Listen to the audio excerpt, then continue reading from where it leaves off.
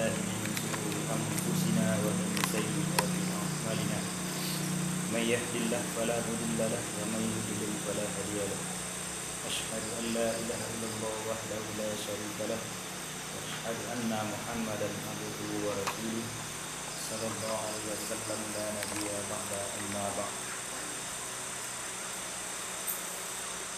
Bapak dan Ibu sidang jemaah tarawih yang berbahagia, puji dan syukur kembalilah kita selalu berikan kepada Allah Subhanahu wa taala, karena kita tidak pernah lepas dari nikmat Allah Subhanahu wa taala. Karena kita selalu membutuhkan perlindungan dari Allah Subhanahu wa taala, dan kita selalu memohon pertolongan kepadanya. Berselawat berserta salam marilah kita sampaikan kepada Allah, semoga selalu tercurah kepada Nabi kita yang mulia Nabi Muhammad SAW, juga kepada istri-istri beliau sebagai ibunda kaum muslimin, dan juga kepada sahabat-sahabat beliau yang telah membantu perjuangan beliau di dalam menegakkan kalimat tauhid la ilaha illallah. Bapak-bapak, ibu-ibu sidang jemaah yang berbahagia,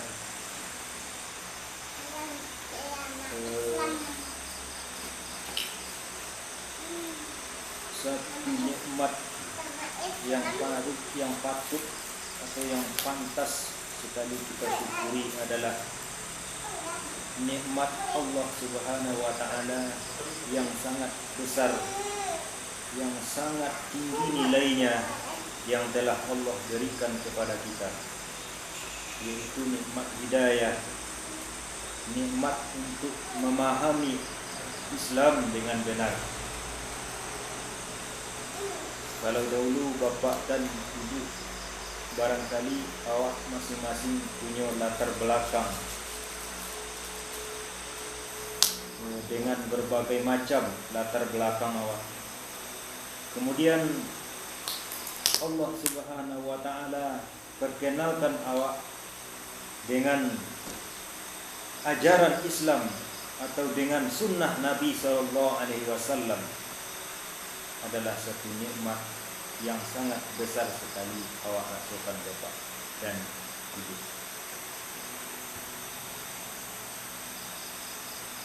Yang patut awak syukuri.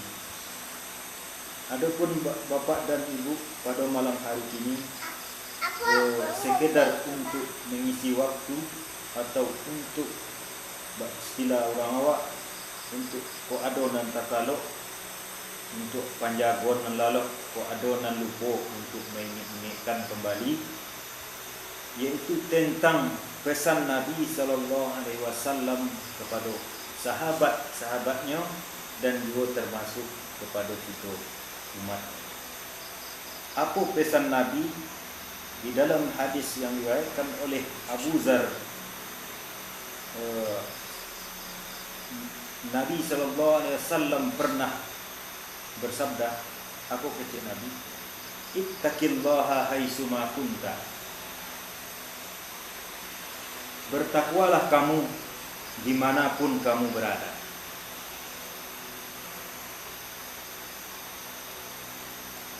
Itulah pesan Nabi SAW kepada awak, bapak dan ibu, yaitu wasiat yang pertama sekali beliau wasiatkan, yaitu bertakwa kepada Allah Subhanahu wa taala. Dan wasiat yang kedua yaitu wattabi' sayyi'atal hasanah, yaitu wasiat yang kedua, ikutilah perbuatan jelek dengan perbuatan yang baik. Dan wasiat yang ketiga itu wa khalaqin nas bihulqin hasanah, dan bergaullah sesama manusia dengan akhlak yang baik. Jadi bapak dan ibu, tiga itulah wasiat Rasulullah SAW. Jikalau seandainya kita amalkan wasiat Rasulullah SAW yang 3, insya Allah kita akan selamat dan bahagia hidup di dunia sampai menuju kampung akhirat. Wasiat yang pertama yaitu ittaqillah, bertakwalah kamu kepada Allah Subhanahu wa ta'ala. Jadi takwa Bapak dan Ibu adalah butuh pengamalan, butuh wujud. Takwa tidaklah semudah membalikkan telapak tangan. Takwa tidaklah semudah mengucapkannya Bapak dan Ibu. Ambolah menjadi orang yang bertakwa. Tidak semudah itu mengucapkan kata-kata takwa. Tetapi takwa Bapak dan Ibu adalah selalu taat kepada perintah Allah Subhanahu wa ta'ala, baik itu di saat awak sendirian maupun di tempat keramaian. Baik itu di tempat awak beraktivitas, baik itu di sawah dan di ladang, apalagi awak berada di tengah-tengah pasar sedang melakukan aktivitas perdagangan kita. Jadi bertakwalah kita di mana saja kita berada. Takutlah kepada Allah Subhanahu wa ta'ala. Jagalah diri awak di mana saja awak berada. Jadi itulah apa yang dikatakan oleh Allah Subhanahu wa ta'ala di dalam surat Al-Baqarah ayat ke-183, dengan puasa pada bulan Ramadan mudah-mudahan la'allakum tattaqun, kita menjadi manusia yang bertakwa kepada Allah Subhanahu wa ta'ala. Oleh karena itu, puasa Ramadan adalah mendidik kita untuk menjadi manusia-manusia yang bertakwa kepada Allah Subhanahu wa ta'ala. Karena pada bulan Ramadan, pada bulan puasa Bapak dan Saudara, awak selalu menjaga gerak-gerik awak.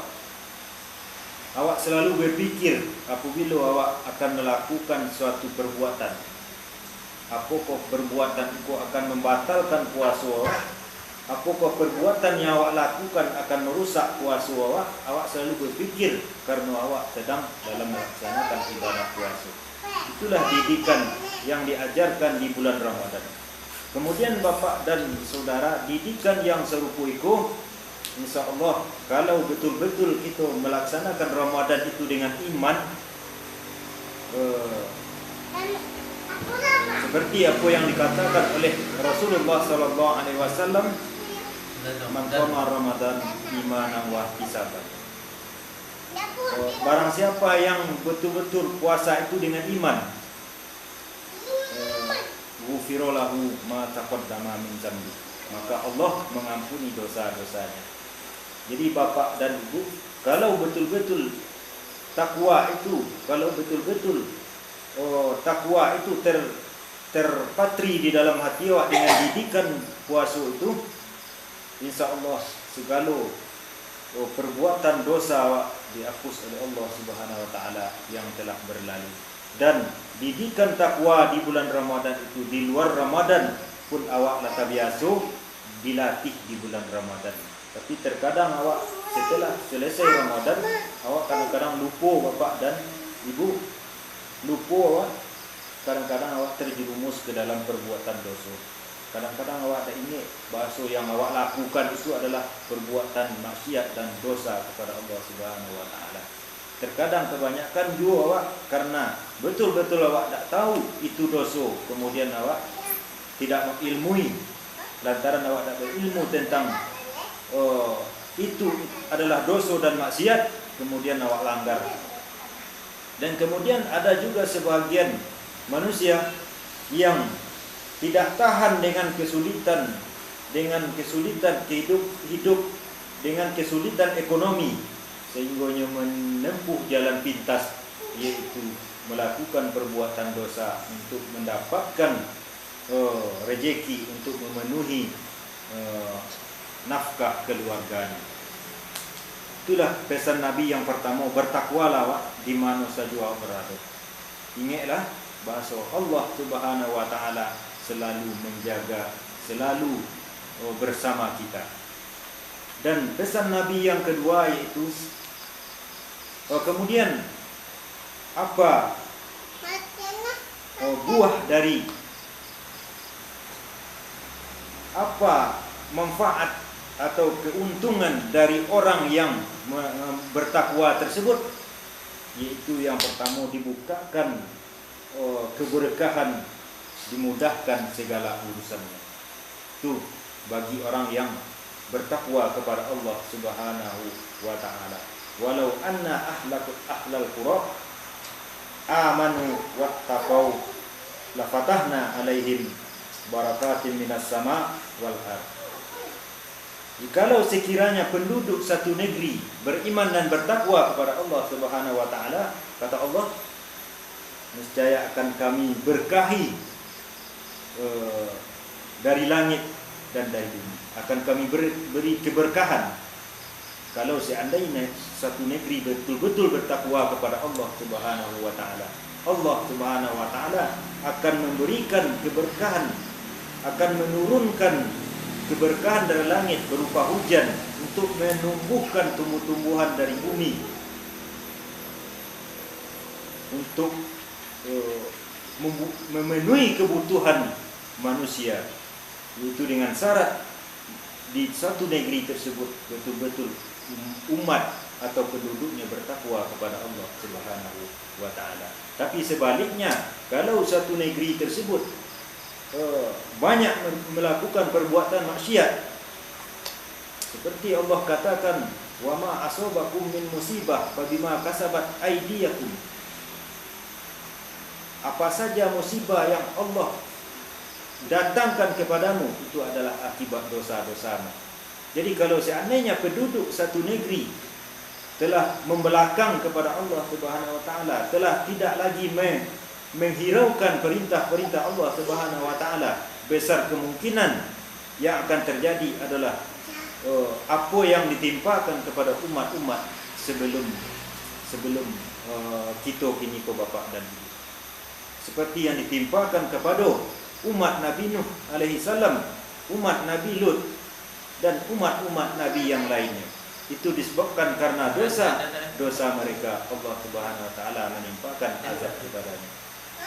Yang mana dosa mereka yang pertama, bapak dan ibu, adalah dosa memperserikatkan Allah Subhanahu wa taala. Setiap nabinya mengajaknya untuk menyembah Allah Subhanahu wa taala, inya selalu berpaling, inya selalu membantah, inya selalu mengejek dan memberi gelar-gelar yang buruk kepada nabi-nabi yang diutus untuk mereka. Bahkan mereka membunuh para nabi mereka. Nah, inilah salah satu penyebab Allah SWT turunkan azab kepada satu kaum, yaitu dosa syirik kepada Allah SWT, dosa menolak apa yang dibawa oleh nabi mereka. Juga bukan mustahil bapak dan ibu, pada saat umat sekarang ini, jikalau seandainya kita telah banyak tidak mau lagi menerima ini sunnah, ini ajaran Nabi yang benar, kita tolak dengan berbagai alasan menurut hawa nafsu kita, besar kemungkinan Allah Subhanahu wa taala akan menurunkan azab kepada kita. Itu yang pertama, akan Allah dijanjikan oleh Allah, akan Allah berikan keberkahan dari langit.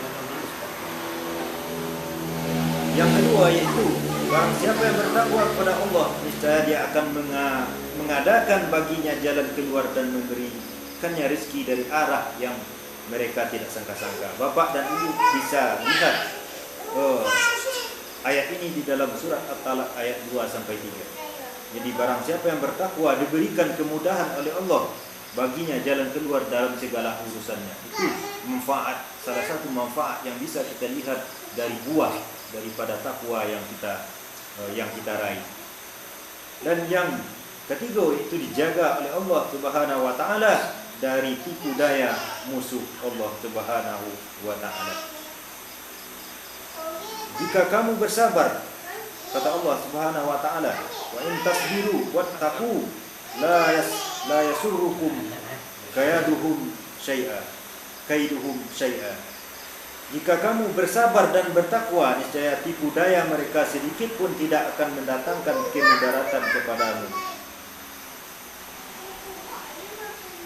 Itulah manfaat daripada atau buah dari kita bertakwa kepada Allah Subhanahu wa taala, akan diberikan oleh Allah Subhanahu wa taala. Barang siapa yang bersabar dan bertakwa, niscaya dia akan diberikan akan ditolong dari tipu daya musuh oleh Allah Subhanahu wa taala. Tapi Bapak dan Ibu, takwa itu ya benar-benar takwa, bukan takwa yang dicubu-cubu, tapi takwa yang betul-betul takwa kepada Allah Subhanahu wa taala. Sahabat Nabi sallallahu alaihi wasallam, Amirul Mukminin Umar bin Khattab radhiyallahu anhu pernah bertanya kepada Ubay bin Ka'ab tentang masalah takwa. Apa keceknya Bapak dan Ibu? Wahai Umar, wahai Ubay, kecek Umar bin Khattab, tolong engkau berikan tolong engkau beritahukan kepadaku apa itu takwa, kata Umar. Kemudian Ubay menjawab, "Hai Umar, pernahkah engkau melewati satu jalan yang berduri?" Apa kecek Umar? Tentu saja pernah. Lantas apa yang engkau lakukan, kecek Ubay kepada Umar? Tentu saya akan menghindar dari jalan tersebut supaya jangan saya tertusuk dengan durinya. Itulah takwa, jawab Ubay bin Ka'ab. Artinya Bapak dan Ibu, takwa itu selalu menjaga diri dari segala perbuatan maksiat kepada Allah Subhanahu wa taala dan selalu mengikuti dan taat kepada Allah Subhanahu wa taala. Itulah takwa. Dan nasihat Nabi yang kedua, yaitu wasiat yang kedua, yaitu pesan Nabi melakukan amalan setelah kita terpeleset ke dalam perbuatan dosa. Artinya, tutupilah keburukanmu dengan berbuat kebaikan. Jadi di antara faedah awak melakukan kebaikan, amal-amal kebaikan adalah untuk menutupi perbuatan-perbuatan awak sebelum awak diberi oleh Allah Subhanahu wa taala hidayah. Misalnya, awak dulu punya latar belakang yang jelek, terjerumus ke dalam perbuatan maksiat kepada Allah Subhanahu wa taala, dan marilah kita tutupi perbuatan kelalaian kita selama ini. Baik itu lalai kita, baik itu setelah kita sadar, kita melaksanakan solat, dan juga demikian kelalaian kita di dalam melaksanakan solat, lalai kita dengan waktunya, lalai ada yang tertinggal karena kesibukan kita dan lain sebagainya. Dan marilah kita tutup dengan amal kebaikan, kesalahan yang pernah awak lakukan di masa lalu. Itu yang kedua, pesan Nabi sallallahu alaihi wasallam. Dan pesan Nabi yang ketiga yaitu wasiat ketika menggunakan akhlak. Wasiat yang ketiga, berakhlak baik kepada sesama makhluk, sesama manusia. Bapak dan Ibu sidang jemaah sekalian yang berbahagia, marilah kita tanamkan akhlak dan budi pekerti yang baik di tengah-tengah masyarakat dalam menghadapi berbagai tantangan di tengah-tengah masyarakat. Ada saudara-saudara kita yang berbeda, banyak perbedaannya dengan kita dalam hal amalan. Kita tampakkan kepada mereka akhlak yang baik. Janganlah kita langsung memprotes, janganlah kita langsung memberinya nasihat dengan kasar. Tapi pelan-pelanlah kita, nampakkanlah oleh kita akhlak kita di tengah-tengah masyarakat, supaya masyarakat dapat mencontoh akhlak yang baik dari kita. Kalau akhlak kita sudah dicontohnya, kalau dia telah suka dengan akhlak kita, otomatis apa yang kita dakwahkan kepada mereka, insya Allah sedikit-sedikit mereka akan menerimanya. Nah, itulah Bapak dan Ibu yang berbahagia, akhlak yang diajarkan oleh Nabi SAW. Tampakkanlah akhlak di tengah-tengah masyarakat. Ikutlah kita,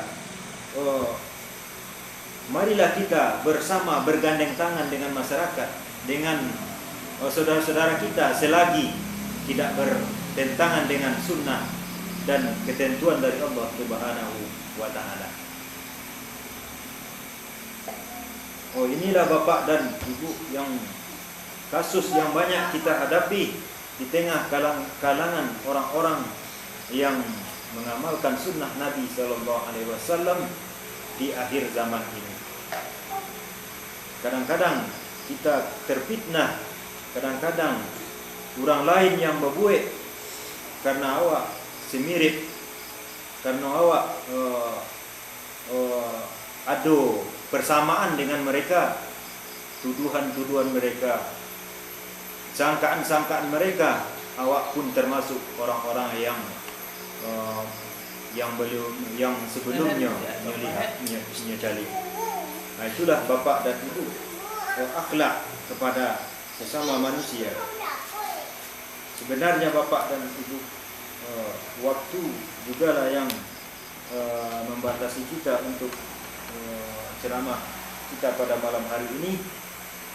Kita ambil kesimpulan bahwa wasiat Nabi yang pertama tadi, itu marilah kita bertakwa kepada Allah Subhanahu wa Ta'ala dimanapun saja kita berada, karena kita telah dididik di bulan Ramadan selama sebulan suntuk, sebulan penuh kita dididik menjadi manusia-manusia yang bertakwa kepada Allah Subhanahu wa Ta'ala. Mudah-mudahan ini dapat kita pertahankan sampai akhir hayat kita nanti hendaknya. Dan mudah-mudahan di luar Ramadan, nilai-nilai atau apa yang awak laksanakan, yang awak amalkan di bulan Ramadan kok akan nampak hendaknya hasilnya Bapak dan Ibu. Tapi kadang itulah kita susahnya, kadang setelah Ramadan kita lupa apa yang telah kita buat di bulan Ramadan. Dan yang kedua, wasiat Nabi SAW, marilah kita tutupi segala keburukan, kejelekan kita masa lalu dengan selalu berbuat baik dan beramal soleh kepada Allah Subhanahu wa Ta'ala. Mudah-mudahan dengan melaksanakan hal yang demikian akan tertutupilah segala macam kejelekan-kejelekan atau maksiat yang pernah kita lakukan di masa yang telah lalu. Dan yang ketiga, marilah kita berbuat baik, berakhlak yang mulia kepada sesama manusia. Terlebih lagi akhlak kita kepada Allah Subhanahu wa Ta'ala, akhlak kita kepada keluarga kita, akhlak kita kepada tetangga kita. Karena terkadang kala kita berakhlak baik kepada Allah, taat kita kepada Allah, selalu berbuat melakukan perintah-perintah Allah, amalan-amalan yang diperintahkan oleh Allah Subhanahu wa Ta'ala, menjaga solat berjamaah, menjaga puasa di bulan Ramadan, terkadang kita lupa bahwa kebaikan kita, hubungan kita dengan tetangga kita, terkadang kita lupa dan kita lalai. Padahal Nabi telah memesankan kepada kita bahwasannya man kana yu'minu billah falyukrim jarahu. Barang siapa yang beriman kepada Allah dan Rasulnya, maka hendaklah dia berbuat baik kepada tetangganya. Itulah kadang Bapak dan Ibu, awak sering lupa dengan kewajiban-kewajiban tersebut. Kewajiban kepada Allah Subhanahu wa Ta'ala kadang terpenuhi, akhlak kepada Allah Subhanahu wa Ta'ala kadang awak terpenuhi, tapi akhlak kepada sesama manusia, akhlak kepada binatang, akhlak kepada alam, kita kadang lupa Bapak dan Ibu. Itulah, marilah kita ingat-ingat pesan Nabi SAW tersebut, mudah-mudahan dapat kita amalkan, terutama bagi yang menyampaikan dan juga bagi kita yang hadir pada malam hari ini. Itu sajalah Bapak dan Ibu, barangkali yang dapat kita sampaikan pada malam hari ini. Mudah-mudahan bermanfaat hendaknya, dan mari kita tutup dengan membacakan wabillahi taufiq wal hidayah. Assalamualaikum warahmatullahi wabarakatuh.